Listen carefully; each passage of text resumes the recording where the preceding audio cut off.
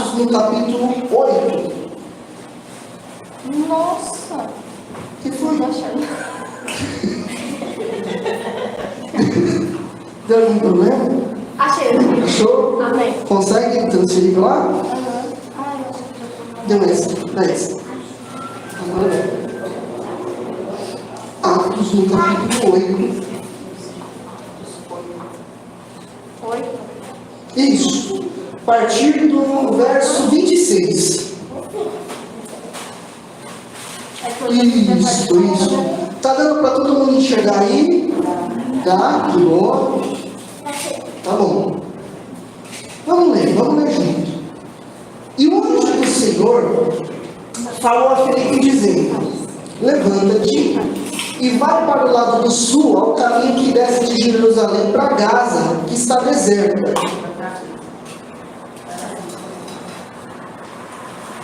E levantou-se e foi. E eis que um homem etíope, eunuco, mordomo de Candace, rainha dos etíopes, o qual era superintendente de todos os seus tesouros, e tinha ido a Jerusalém para a adoração.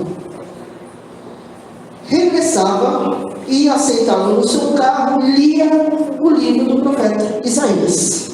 Certo? E disse o Espírito a Felipe: chega-te e ajunta-te a esse carro. E correndo Felipe, ouviu que lia o profeta Isaías e disse: entendes tu o que lês? E ele disse: como poderei entender se alguém não me ensinar?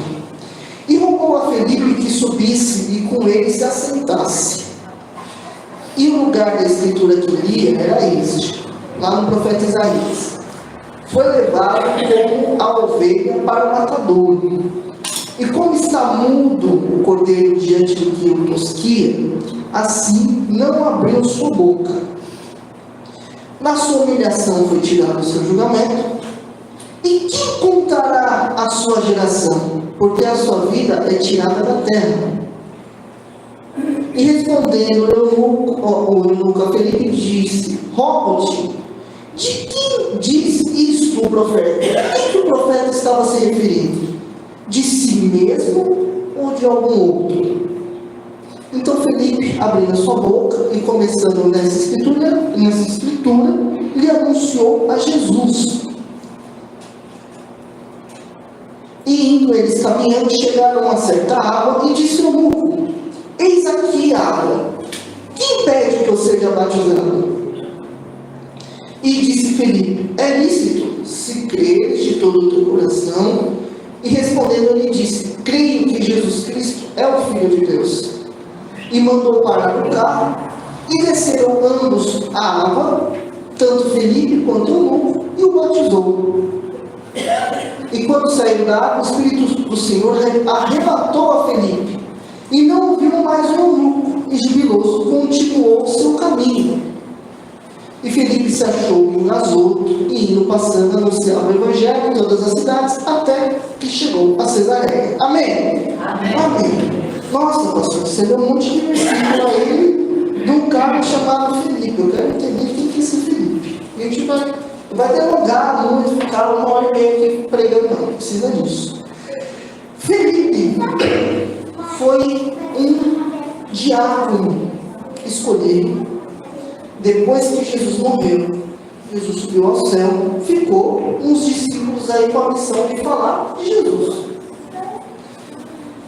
E precisava, nesse movimento todo, que precisava falar de Jesus, anunciar Jesus, evangelizar, teve-se a necessidade de escolher 7 homens para que eles ajudassem na questão de mantimento as viúvas.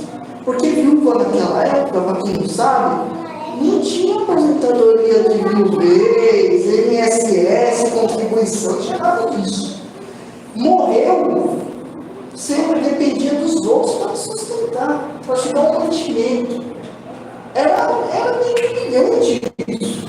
Então, esses 7 homens foram delegados para cuidar das viúvas, que elas precisavam de alimentação, e um desses foi Felipe.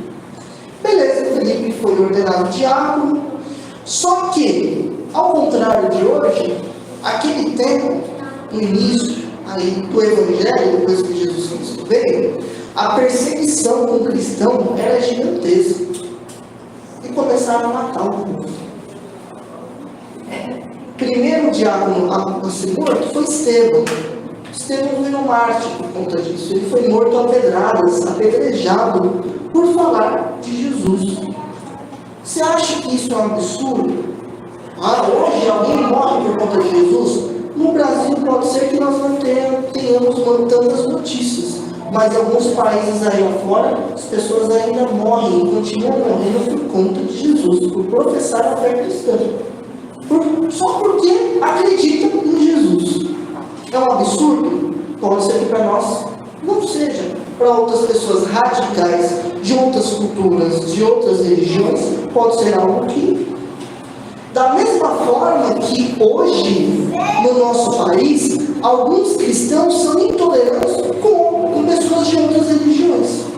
E nós, evangélicos, temos a obrigação de amar a todos, independente da religião da pessoa. Mas eu tenho que amar a pessoa de religião afro. Tenho que amar. É meu irmão. Eu amo essa pessoa. Posso não concordar com a religião, mas o amor fraternal eu tenho que ter com todos. É isso que Jesus nos ensina. Felipe veio todo esse movimento em Jerusalém de perseguição. O que ele faz? Ele foge. Por quê? Ele corria risco de morte. Ele era diácono, certo? Ele cuidava de viúva. Ele foge, e ele foge para um lugar que é Samaria. Ele deveria ter corrido para um lugar que todo mundo gostasse, um lugar que tivesse judeus igual a ele. Ele vai e corre para o lado dos samaritanos. Samaritano odiava judeu. Odiava. Por quê? Porque judeu também não era nada santo e maltratava samaritano. Então eles tinham uma guerra por conta de pensamentos religiosos. Eles tinham uma guerra de muitos anos, muitos anos. Felipe vai e corre justamente para Samaria. Chegando lá, ele começa a falar do Messias, de Jesus. E o povo vai e se converte ao cristianismo. Uma coisa boa. Você chega num lugar que todo mundo te odeia, porque você é judeu, mas você chega com uma vontade tão grande de falar de Jesus, que todo mundo te cerca e quer ouvir você falar de Jesus. Diferente isso, diferente. Num lugar que ninguém gosta de você, e todo mundo tem um credo. Ele não foi forçar ninguém. Está escrito aqui que o povo de forma unânime abraçava, acolhia ele e queria ouvir de Jesus. E nisso houve cura, houve libertação, houve batismo. Quantas pessoas de Samaria batizaram? Ele fez tudo bom num lugar que era difícil. Quando o pessoal de Jerusalém, Pedro e João, ouve isso, assim, opa, Samaria agora está liberado para a gente ir, porque ele fez a parte dele lá, evangelizou todo mundo, a gente vai para Samaria. E chegaram em Samaria. E foram lá batizar o povo com o Espírito Santo. Nisso, o anjo fala para Felipe: levanta-te e vai para a Banda do Sul. A sua parte aqui, você já fez, você já evangelizou. Não é mais hora de você estar aqui. Você é evangelista. Então, evangelista não tem que ficar parado num lugar só. Ele tem que andar, ele tem que falar de Jesus. Imagina só ficar nessa rua falando de Jesus e as outras ruas não merecem ouvir falar do Evangelho? É isso que eu faço do evangelismo. Falar de Jesus não é uma coisa maçante de você ficar pegando a Bíblia e não abrir a porta do seu vizinho, enchendo o saco do seu vizinho e falar: sou obrigado a aceitar Jesus, hein? Porque se você não aceitar Jesus, eu não vou falar mais com você, eu vou olhar na sua cara. Você acha que isso é evangelho? Eu não acho. Aceitar Jesus, falar de Jesus é algo tão natural, é tão bonito você falar de Jesus, mas mais bonito ainda é você ter comunhão com o seu vizinho. É você olhar na cara do seu vizinho e dar um bom dia. Será que mata você dar um bom dia para o seu vizinho? Será que mata você dar uma boa tarde, abraçar e falar: como você está? Como foi seu dia? Será que é tão difícil? E será que isso acontece na vizinhança? Será que todo mundo conversa com todo mundo? Duvido. Duvido.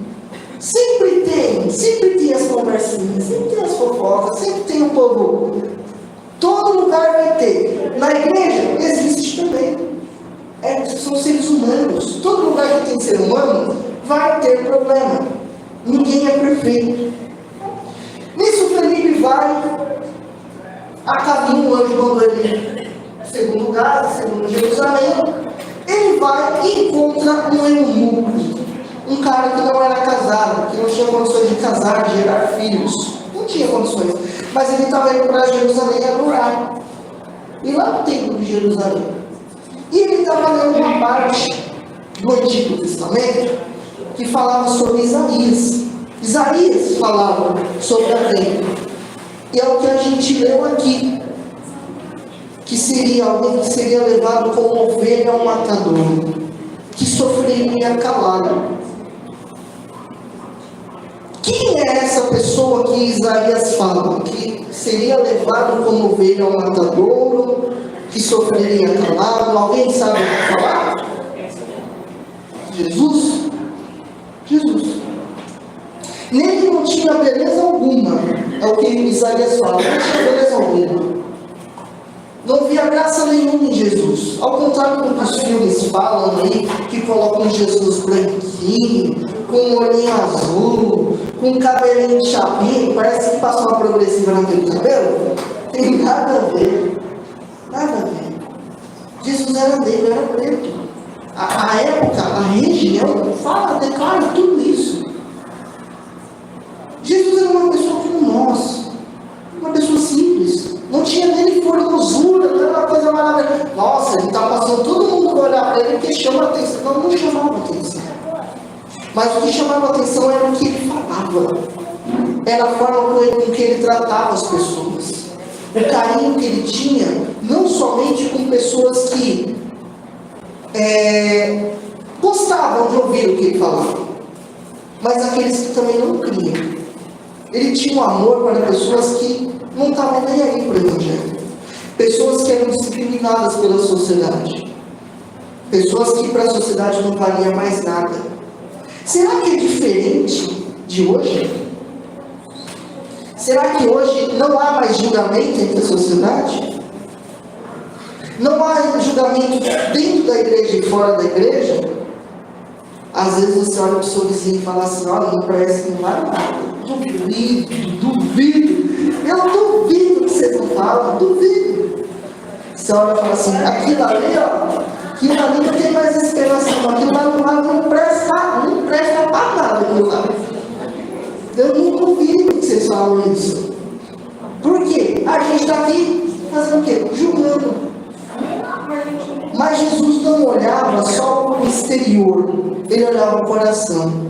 Ele olhava quando a pessoa chegava para ele e falava: eu sou um miserável, mas eu te amo, Jesus. E ele, com muito amor, ele abraçava. Mesmo que outras pessoas falavam: ei, esse daí que fala que é o Filho de Deus, está dando esses pecadores aí. Se fosse hoje, eu duvido que vocês vão falar bem de Jesus. Eu duvido. Imagina você vendo Jesus andando com uma prostituta na rua. Vocês vão falar de Jesus? Tá ali, não sei não. Tem rolo, tem algum rolo ali. Porque a mulher é bem falada, e o cara fala que é da igreja, que é filho de Deus e está andando com ela. É o que a gente ia falar. Por quê? Não presta. Ela está andando com gente errada. Mas é justamente para esses que Jesus veio. Para ele fazer o impossível na vida dessas pessoas. Aqui acontece a questão da conversão do eunuco. Ele não entendia o que ele estava lendo. E muitas das vezes nós não entendemos o que acontece nas nossas vidas. Nós não entendemos. Quantas vezes há movimentos da nossa vida que a gente fala: Deus, mas eu faço tudo certo, ao meu ver. Eu sou muito correta, muito correto. E por que me veio tudo isso? Por que a história mudou tudo? Todos os meus projetos mudaram. Pode ser porque você não tenha realmente aberto o coração. Pode ser que Jesus esteja tentando te dizer algo e você mesmo assim continua com o seu coração duro. Eu tento fazer as coisas certas. Nem sempre. E quando achamos que estamos fazendo, aí que a gente está errando. Por quê? Porque quando nós começamos a nos achar autossuficientes, é aí que a gente não lembra mais de Deus.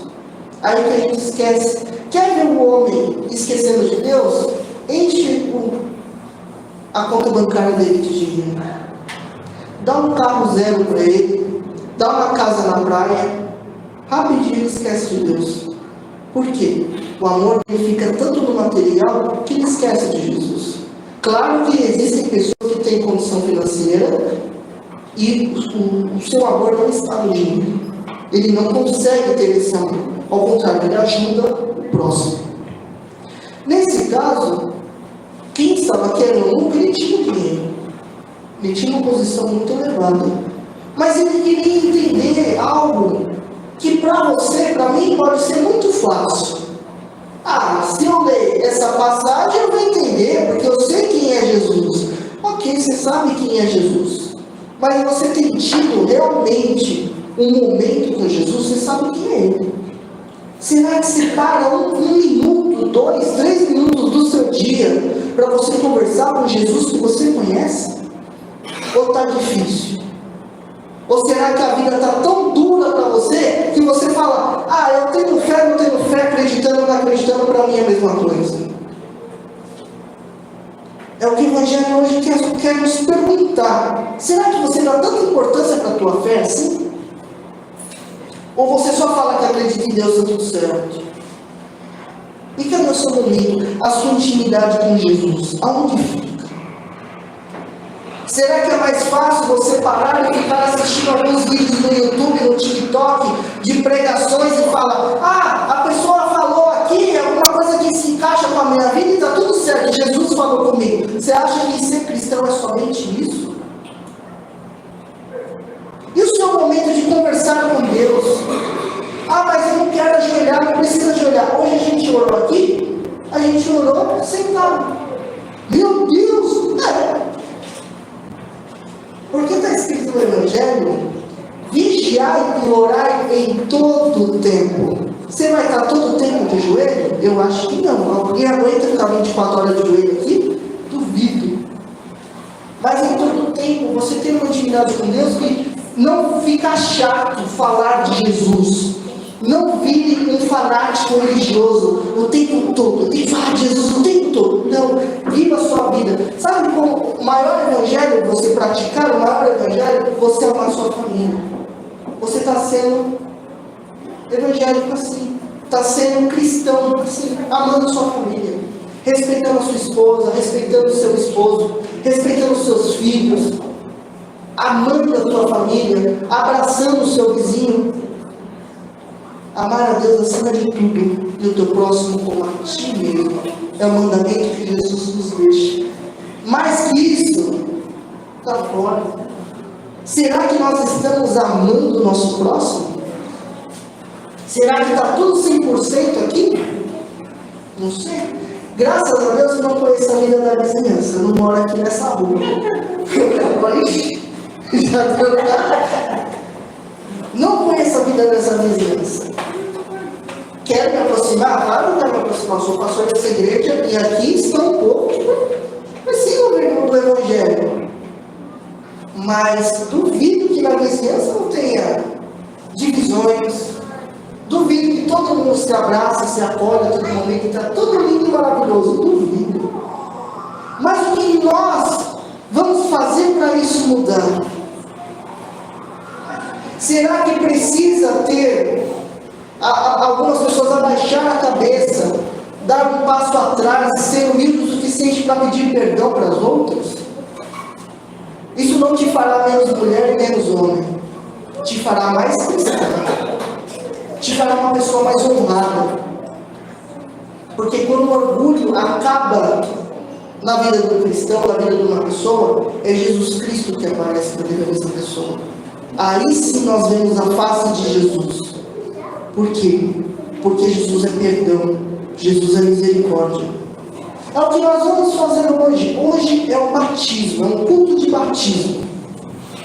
O que vai acontecer nesse batismo? As águas vão se movimentar, e vai ter um negócio especial, e uma pomba branca vai descer, e vai pousar sobre a cabeça do Yuri. Não vai acontecer nada disso. Isso daí, se você for no circo, pode ser que aconteça. Aqui não. Mas o Yuri, ele decidiu que ele quer ser cristão.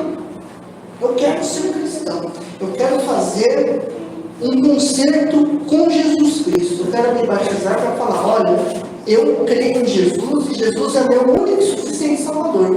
É isso que ele vai fazer. Vai acontecer algo extraordinário na vida dele. E a partir de hoje, segunda-feira, as suas notas da escola é tudo 10. Certeza. Você vai ver. As coisas vão mudar. Você vai ver. Vai mudar tudo. Boletim 10, sem você fazer nada. Imagina? Vai, não estuda pra você ver. Já está iludida. Coitado. Imagina. Vai continuar a mesma coisa. Vai continuar a mesma coisa. Porque a vida do cristão é diferente da vida de quem é cristão. A gente está debaixo do mesmo céu. Na vida do meu vizinho, o negócio está difícil. E na minha vida, por eu ser cristão, não vai ficar difícil? Jesus não promete isso, não. Pelo contrário, Jesus fala que cada um tem que tomar a sua cruz e seguir. Não posso pregar aqui que a sua vida vai ser, a partir de hoje, vai ser um conto de fadas. E que no fim do ano, com o seu 13º, você vai conseguir comprar uma Mercedes. Imagina. Não posso prometer isso. O Evangelho não nos promete isso. Mas ele fala, vinde a mim, vós que estáis cansados e oprimidos, e eu vos darei descanso. Descanso na alma. Paz de espírito. Eu acho que todo mundo procura isso. Paz. Viver em paz. Viver sem dor de cabeça. Viver sem chorar. E às vezes você vai chorar porque você vai sentir algum aperto. Às vezes você vai sentir que a coisa não está boa dentro da sua casa. Mas a partir do momento que você crê em Jesus Cristo, você vai saber que Ele está te ouvindo. E que o Espírito Santo Consolador vai te consolar naquele momento. Que pode estar difícil a tua vida hoje. Pode estar de ponta cabeça. A tua casa pode estar de ponta cabeça. A tua vida financeira pode estar de ponta cabeça. Os teus negócios podem estar de ponta cabeça e você não vê solução. Vou prometer aqui e vou pregar que vai mudar, que a partir de amanhã a tua conta vai ficar legal e os seus clientes vão te pagar tudo. Não posso prometer isso, mas eu posso prometer que com a ajuda de Deus você vai conseguir enfrentar esses desafios. Amém? Amém. O Evangelho é isso. Jesus não promete vida boa. Jesus promete estar conosco. Jesus promete estar na nossa vida, do nosso lado, independente da situação, independente do que o teu vizinho fale, do que a tua amiga, do que o teu irmão fale. Porque pode ter certeza que o Evangelho de Jesus, ele não é um Evangelho só de facilidades, mas não, ele é um Evangelho de perseguição. Você é perseguido pelo Evangelho. Existem pessoas que não vão te aceitar porque você é cristão. E você vai deixar de amar Jesus porque alguém falou que não te ama? Não.